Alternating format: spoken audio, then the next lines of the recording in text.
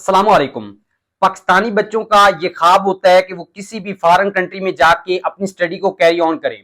और जब आप किसी भी फॉरेन स्कॉलरशिप के लिए अप्लाई कर रहे होते हैं तो उसकी डॉक्यूमेंट्स में आपके खास तौर पे जो मुख्तलिफ डॉक्यूमेंट्स होते हैं, जिसमें सीवी आ जाती है, आपका रिकमेंडेशन लेटर आ जाता है, बाकी चीजें आ जाती हैं। तो उसमें खास तौर पे ये कहा जाता है कि जो आपकी स्टेटमेंट ऑफ पर्पज है, एसओपी है, उसका ज्यादा क्राइटेरिया होता है। ज्यादातर मोस्टली यही कहा जाता है। तो आज की इस वीडियो में हम जानेंगे, खासतौर पे मेरे साथ इंजीनियर रजा अली मौजूद हैं, जिन्होंने पहले, बल्कि अब तो ये इरास्मस मुंडस स्कॉलरशिप में 1 साल कंप्लीट कर चुके हैं। अभी पाकिस्तान आया तो हमारे हाथ लग गए। इससे पहले ये किंग फाद जो यूनिवर्सिटी है सऊदीया में, उसका स्कॉलरशिप भी विन कर चुके हैं। उसमें भी इन्होंने 1 साल गुजारा और चूंकि इरास्मस मुंडस स्कॉलरशिप इनके मुताबिक उससे अच्छा, बल्कि वर्ल्ड बेस्ट स्कॉलरशिप्स में आता है इरास्मस मुंडस स्कॉलरशिप, इसमें भी कोई शक नहीं है। तो इन्होंने वो स्कॉलरशिप छोड़ के इरास्मस मुंडस को जो है वो ज्वाइन किया। और इसमें इनकी जो स्किल्स हैं इस चीज में कि आपने अप्लाई कैसे करना है, तो वो काफी अच्छी हैं और आपको अच्छे तरीके से जो है वो गाइड करेंगे। इससे पहले हम इनसे ये जान चुके हैं कि इरास्मस मुंडस स्कॉलरशिप है क्या।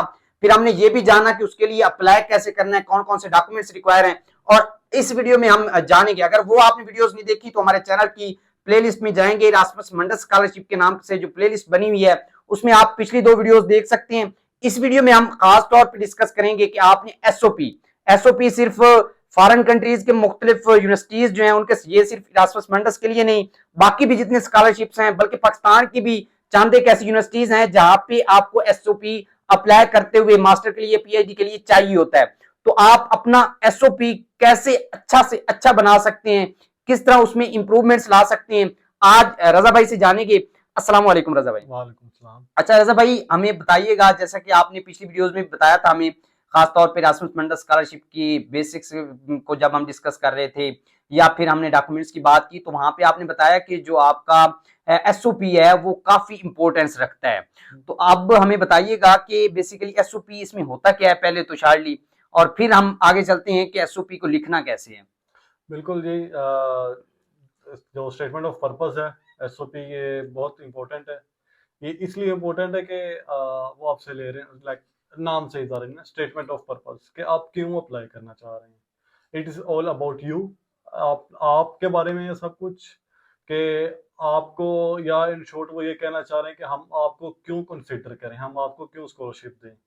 तो उसमें आपने अपने आप को प्रूफ करना होता है कि मैंने रेलिवेंट स्किल्स सीखी हुई हैं, मेरा पैशन है इस फील्ड के लिए, इसलिए मैं इस फील्ड में अप्लाई करना चाह रहा हूँ, इसलिए मैं आना चाह रहा हूँ।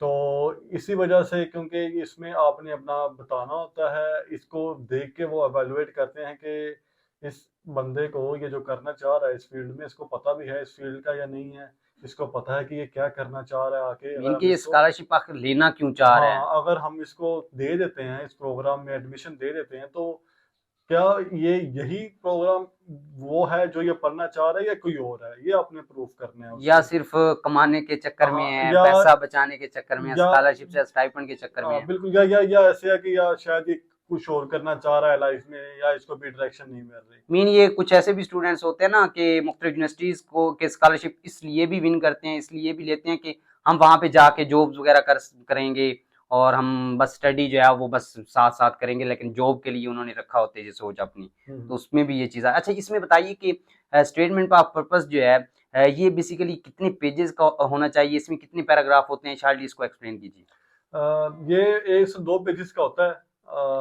इससे ज़्यादा नहीं होता ये, और इससे ज़्यादा लिखना भी मुश्किल होता है। तो यूजुअली ये होता है नहीं, कि इसमें कोई स्पेसिफिकेशन तो नहीं होती कि आपने 2 पेज तक ही जाना है या 1 पेज में रहना है, या इसमें। होती है, कुछ प्रोग्राम में रेस्ट्रिक्शन होती है कि आप 1 पेज से ज़्यादा नहीं लिख सकते, तो आपने 1 पेज में ही सब कुछ एक्सप्लेन करना होता है। कुछ प्रोग्राम्स का अपना टेम्पलेट होता है, उन्होंने अपने क्वेश्चंस पूछे होते हैं, आपने सिर्फ वो आंसर करने होते हैं।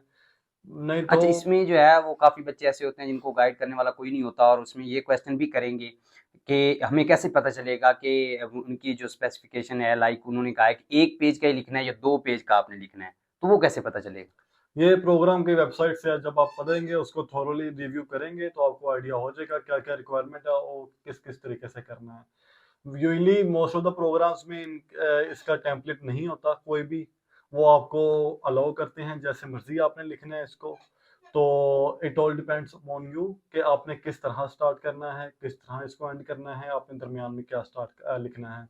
लेकिन इसका कोई भी सच क्राइटेरिया नहीं होता कि लाइक हर किसी का अपना क्राइटेरिया होता है। अगर आप किसी स्कॉलर से बात करेंगे तो हो सकता है लाइक हो नहीं सकता, यू विल सी के बहुत से लोगों ने डिफरेंट वे से लिखी होगी और उनको स्कॉलरशिप मिली होगी। वैसे स्टेटमेंट ऑफ पर्पस अक्सर यूनिवर्सिटीज में तो गाइड किया जाता है, लाइक कोई कॉन्फ्रेंसेज होती हैं या इस तरह की जो है वो मुख्तलिफ टीचर्स जो है इस चीज़ के बारे में गाइड कर रहे होते हैं, लेकिन अक्सर में यही होता है कि मतलब बच्चों को बताया ही नहीं जाता कि एसओपी होता क्या है, स्टेटमेंट ऑफ पर्पस, क्योंकि आगे स्कॉलरशिप के लिए बच्चों ने जाना होता है तो उनको बेसिक्स के बारे में भी नहीं पता होता कि एसओपी होता क्या है। और फिर ये आ जाता है कि उसमें आपने अब गाइडेंस बच्चे कहाँ से ले सकते हैं, क्योंकि ग्रेजुएशन करने के बाद बच्चे जो है वो टीचर्स के साथ भी जो है वो इन टच इतना नहीं होते, तो फिर कैसे गाइडेंस कहाँ से ले एसओपी के लिए? एसओपी के लिए गाइडेंस आपको सोशल मीडिया पे, जैसे हमने कुछ ग्रुप्स का पहले जिक्र किया था, हाँ, उन पिछली ग्रुप्स वीडियो में हम ग्रुप्स का जिक्र कर चुके हैं, आप वो वीडियो भी देख सकते हैं क्योंकि उसमें हमने बाकी मुख्तलिफ डिटेल्स भी शेयर की हैं। हाँ, उन ग्रुप्स की फाइल सेक्शन में गाइडेंस पड़ी हुई है। पाकिस्तानी सीनियर्स ने काम किया हुआ है, क्रेडिट गोज टू देम, कि किस तरह हमने जो है ना वो एसओपी बनानी है, किस तरह हमने सीवी बनानी है। या आप यूट्यूब पे भी वीडियोस देख सकते हैं। तो या यानी कि अगर कुछ प्रोग्राम आपको क्वेश्चंस दे रहा है और वो आपने सिर्फ वो क्वेश्चंस ही आंसर करने हैं, तो वो भी यानी कि अच्छा है कि क्योंकि आपको पहले ही पता चल गया कि आपने क्या आंसर करना है। यूजली एसओपी में ये होता है कि अब जैसे मैंने पहले कहा, हर किसी का अपना वे ऑफ राइटिंग होता है इसको लिखने का, तो ये डिफर भी कर सकता है और सब कोई ये नहीं कह सकता कि ये गलत है या ये अच्छा, सही इसमें है। मैं बात कर रहा था, कुछ लोग कहते हैं कि इसमें पैराग्राफ जो है वो 3 से 4 होने चाहिए, 2 होने चाहिए, ये भी कोई होता है क्राइटेरिया? वही मैं बता रहा हूँ कि आप जाहिर सी बात है एक ही पैराग्राफ से इतना लंबा तो नहीं लिख सकते, तो आपने एक पैराग्राफ की डिवीजन करनी है। जिस तरह यूजली मैं डिवीजन करता हूँ या जिस तरह मैं लोगों को गाइड करता हूँ वो ये है कि पहले पैराग्राफ में आप अपनी बेस बनाते हैं कि मैंने ये वाला फील्ड पढ़ा था अपने बैचलर्स में, तो ये मैंने क्यों पढ़ा था। या ये अगर और उसको आप फिर रिलेट करते हैं कि मैंने मास्टर ये करना है तो इस फील्ड में, तो वो मैं क्यों कर रहा हूँ, वो आप अपनी बेस सेट कर रहे हैं पहले पैराग्राफ में, ताकि जब आपका वो एवेल्युएटर जब वो पढ़े तो उसको पता लगे कि ही एग्जैक्टली नोस, ही और शी जो भी जिसकी वजह से पढ़ रहा है, कि इसको पता है कि ये क्यों करना चाह रहा है इसमें ये। इनके उसमें आपने अपनी ग्रेजुएशन को स्पेसिफिकली हाँ या हाँ। पिछली एजुकेशन का भी तज़किरा करना है? पिछली एजुकेशन को आपने रिलेट करना है जो भी आप पढ़ना चाह रहे हैं उसके ठीक, साथ, कि ठीक, मैं अभी ये मैंने ये पढ़ा हुआ है, आगे मैंने ये पढ़ना है, तो ठीक मैं है, ये क्यों पढ़ूंगा, ठीक है। वो आपने मीन बताना के है कि उसके मैं ये साथ क्यों। इंटरकनेक्ट करना है आपने। बिल्कुल, उनको आपने इंटरकनेक्ट करना है। फिर दूसरे पैराग्राफ में आप ये बता सकते हैं कि आपने फिर आप अब इधर से आपकी स्टोरी स्टार्ट होनी है, लाइक हाउ कि आपने अपने बैचलर्स में क्या किया है या आपने अपनी लाइफ में जो आपके अचीवमेंट्स हैं वो क्या हैं टेक्निकली फील्ड में, लाइक आपके फील्ड में या आपकी सॉफ्ट स्किल्स के लिहाज से क्या हैं। उनके मैंने ये वाली अचीवमेंट्स अपनी लाइफ में की हुई हैं अपने फील्ड में, नहीं, लाइक लाइक उसी फील्ड से रिलेटेड या अलग से, कुछ लोग ऐसे होते हैं ना मुख्तलिफ ऑर्गेनाइजेशंस में काम करते हैं, मुख्तलिफ सोसाइटीज में इस तरह से, तो वो भी उसमें शामिल है? नहीं, वो इसमें शामिल नहीं है। अभी आप टेक्निकल ही रह रहे हैं, तो आपने अपने फील्ड के रिलेटेड ही बताना है कि मैंने अपने फील्ड में यानी कि मैंने कॉन्फ्रेंस की थी, उस दिन मैंने प्रेजेंटेशन दी थी जाके, मैंने अपने फील्ड में ये काम किया, मैंने कंपटीशन में हिस्सा लिया, मेरी पाकिस्तान में फर्स्ट पोजीशन आ गई, मेरी लाहौर में फर्स्ट पोजीशन आ गई, उसका मेंशन करें। उससे आपको क्या क्या स्किल्स आई हैं वो मेंशन करें कि मैंने प्रेजेंटेशन दी थी तो मुझे ये वाली स्किल्स आई हैं।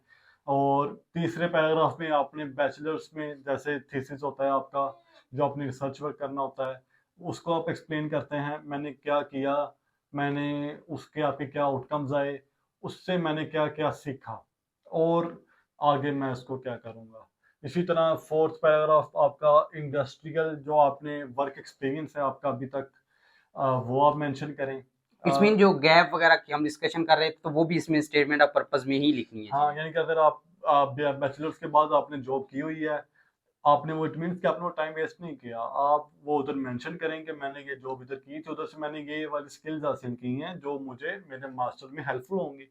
तो इसी तरह आप जो है ना फिर नेक्स्ट पैराग्राफ में आप अपनी एक्स्ट्रा करिकुलर एक्टिविटीज जैसे आपने मेंशन किया, आप जो है ना वो ऑर्गेनाइजेशंस का मीन ये चौथे पैराग्राफ में जाकर आनी है? हाँ, 5वें में 5वीं में। मैंने जो है ना इस इवेंट्स को मैंने या इस टीम को मैंने लीड किया हुआ है इस सोसाइटी में। मैं प्रेसिडेंट रहा हूँ, तो मैंने ये वाला रोल प्ले किया था, मैंने ये वाले इवेंट्स करवाए थे, उससे मेरी मैनेजेरियल स्किल्स अच्छी हुई है, ये वो। तो इस तरह, और एंडिंग पैराग्राफ में आपने ये बताना होता है कि मैं इस यूनिवर्सिटी में क्यों अप्लाई कर रहा हूँ, मैं ये कोर्स क्यों सिलेक्ट कर रहा हूँ, मुझे आप लोगों ने क्यों सिलेक्ट करना है, और इस सब की बेस आपने ऊपर बनाई हुई है। आपने पूरी जो अपनी स्टोरी बताई है, मैंने ये वाली अचीवमेंट्स की हुई है लाइफ में, मुझे ये वाला काम करना आता है। तो एट द एंड फिर आप ये कहते हैं कि जी चूंकि मेरे पास रेलिवेंट स्किल सेट है, तो लिहाजा इसलिए मुझे ये फील होता है कि मैं इस स्कॉलरशिप के लिए एक अच्छा कैंडिडेट हूँ। इसमें आप जो बात कर रहे हैं कि लाइक आपने बताया कि किसी में स्पेसिफिक उन्होंने किया होता है कि एक पैरा, अब जिसमें हमने चूंकि देखा कि 6 पैराग्राफ की आपने तकरीबन बात की, तो एक पेज पे तो बहुत ही मुश्किल हो जाएगा ना। आप फिर कुछ डिटेल्स ओमिट कर देंगे ना उसमें से, यानी कि मेन अगर जो आपको, मेन डिटेल्स हैं हाँ, वही लिखें फिर बाकी। यानी कि अगर आपको एक पेज पे लिखना है आपने, तो फिर आप अपनी एक्स्ट्रा करिकुलर एक्टिविटीज नहीं लिखेंगे, क्योंकि आपके पास स्पेस नहीं है। आपने उसको जितना टेक्निकल बना सकते हैं आप उसको उतना टेक्निकल बनाएं। एक चीज जो मैंने बहुत ज्यादा पाकिस्तानियों में, या लाइक मैंने काफी एसओपीज रिव्यू की हुई है, मुझे ये फील होता है बच्चों ने बहुत ज्यादा जनरल लिखी होती है, इतना स्पेसिफिक होके नहीं लिखते, तो अनक्लियर चीजें रह जाती हैं। तो आप अगर आप अनक्लियर चीजें रख रहे हैं, तो इट मीन्स आप उसको मौका दे रहे हैं कि वो डाउट करे आप पे। इट्स मीन के जो चीज लिख रहे हैं उसको क्लियर करके लिखें। हाँ, उसको क्लियर करके लिखें, उसके साथ एग्जाम्पल मेंशन करें कि अगर मैं ये चीज का दावा कर रहा हूँ कि ये चीज मेरे में है, या मैं ये चीज करना चाह रहा हूँ, तो उसको फिर आप एग्जाम्पल भी दें साथ कि मैं अच्छा, इसलिए ये चीज करना चाह रहा हूँ, या ये मैंने काम किया था, उधर से मेरे अंदर ये स्किल हासिल हुई है। तो कंसाइज करके लिखें, इतने लंबे लंबे नहीं लिखने कि आपको 3 पेजेस ही हो जाए। पहले फर्स्ट ये एकदम नहीं बनेगी आपकी, इट विल टेक टाइम। तो और इसमें मैं वही क्वेश्चन करने लगा था कि इसमें इम्प्रूवमेंट्स कैसे ला सकते हैं, लाइक एक दिन में बैठ के। ऐसे तो पाकिस्तानी तो भाई टाइम चार्ट में ही ना काम को भगदड़ से करने की कोशिश करते हैं कि जल्दी से काम किया, खत्म जी साइड पे। तो उसमें इम्प्रूवमेंट्स कैसे ला सकते हैं उसमें। यही मैं कह रहा हूँ कि ये एक दिन में नहीं बनने वाली, इट विल टेक टाइम, और यूजली इस पर टाइम लगता है। ये आप जैसे जैसे अप्लाई करते हैं, जैसे जैसे आप अपने सीनियर्स जो पहले ही अब्रॉड गए हुए हैं, इसी पाथ के थ्रू जो गए हुए हैं, वैसे आप उनसे रिव्यू करवाते हैं, तो फिर वो जो है ना आपको गाइड करते हैं कि नहीं, इस जगह आपने इस सेंटेंस को आपने इस तरीके से लिखना है, ये वाली चीज बात आपने की हुई है, लेकिन आप इस बात को इस तरीके से भी लिख सकते हैं जो कि अच्छा इंप्रेशन देगी। तो ये विद टाइम इम्प्रूव होती है। साथ अपने टीचर्स को भी तो, हाँ, या ऑब्वियसली बात है, आपके टीचर्स जो बाहर से पढ़ के आए हुए हैं उनको दिखाएं, वो आपको बहुत अच्छा गाइड करेंगे, बहुत ज़्यादा रिव्यू करेंगे वो भी। इसी तरह फिर आप किसी इंग्लिश के टीचर से लाजमी एक बार रिव्यू करवाएं, जो आपके इंग्लिश के लिहाज से मिस्टेक्स हैं वो ख़त्म हो जाएं। कंसाइज करके, कंसाइज अभी नहीं, इनके स्टार्ट में तो आप कंसाइज ना लिखें, तो स्टार्ट में जो जो आपके जहन में रेलिवेंट आ रहा है वो लिखें, उसके बाद आप उसको कंसाइज भी करें। इसी तरह फिर जो है ना आप यानी कि विद टाइम हो जाता है। इट्स मीन के पहले पहले जो आपके माइंड में चीजें आ रही हैं वो आप लिखें, ठीक है। उसके बाद जैसे जैसे चीजें मतलब आप टीचर से पूछें, सीनियर्स आपको गाइड करेंगे, तो वो ऐसा ऐसा से आप जो है वो उसको सही तरह से आगे लेके चलें।